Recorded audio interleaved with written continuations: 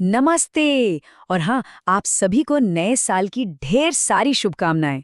मतलब जैसे ही रात के 12 बजते हैं ना, पूरी दुनिया में जश्न का माहौल होता है। हर तरफ आतिशबाजियां और हम सब मिलकर 1 जनवरी को नए साल का स्वागत करते हैं। लेकिन कभी सोचा है कि हम सब 1 जनवरी को ही न्यू ईयर क्यों मनाते हैं? क्या हमेशा से यही तारीख थी? आपको जानकर हैरानी होगी कि नहीं, ऐसा बिल्कुल नहीं था। 1 जनवरी हमेशा से साल का पहला दिन था ही नहीं।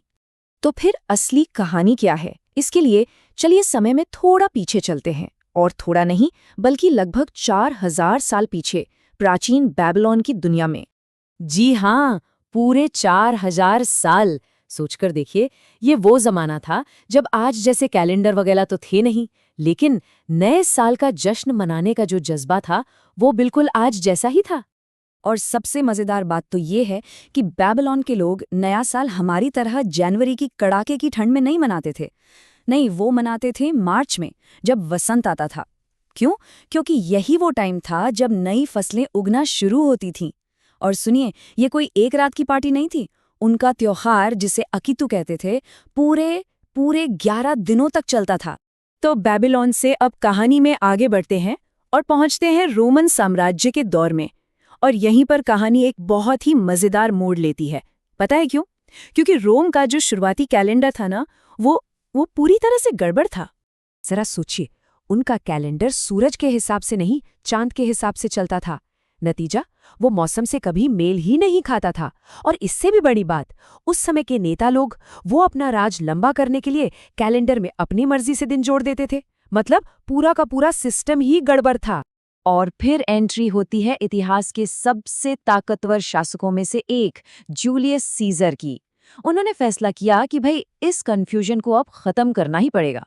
तो 46 बीसी में सीजर ने अपने समय के टॉप एस्ट्रोनॉमर से सलाह मशवरा किया और एक नया सुधरा हुआ कैलेंडर बनवाया।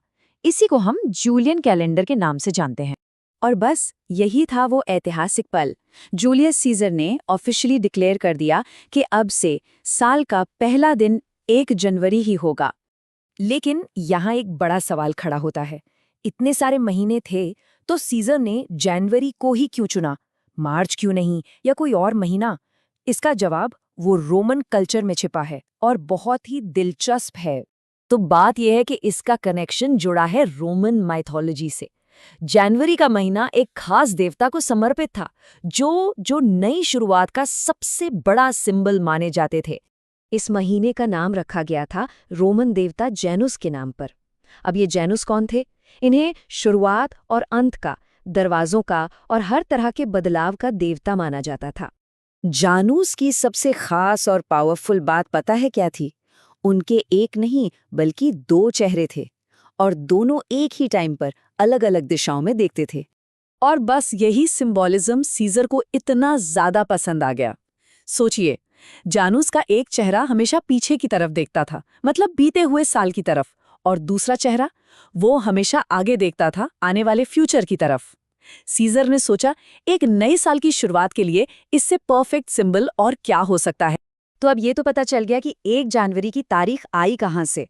तो अब क्यों ना ये देखा जाए कि आज पूरी दुनिया में इस दिन को कितने अलग-अलग और मजेदार तरीकों से मनाया जाता है।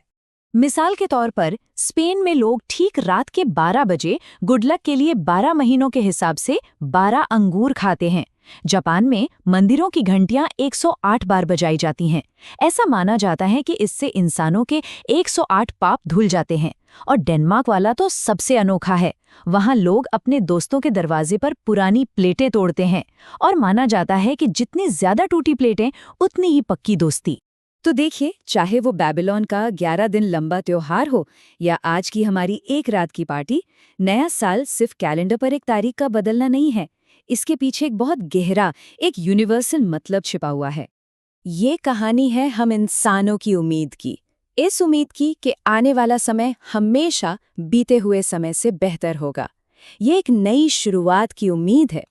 असल में नया साल इसी साइकिल का प्रतीक है कि जिंदगी में हम गिरते हैं, बिल्कुल गिरते हैं, लेकिन फिर हम वापस उठते हैं और एक नई एनर्जी के साथ फिर से शुरू करने की हिम्मत जुटाते हैं।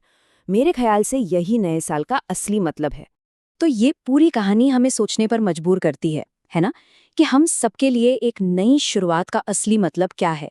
शायद ये सिर्फ एक तारीख बदलना नहीं है, बल्कि ये अतीत को पीछे छोड़कर आने वाले कल को और बेहतर बनाने का एक मौका है।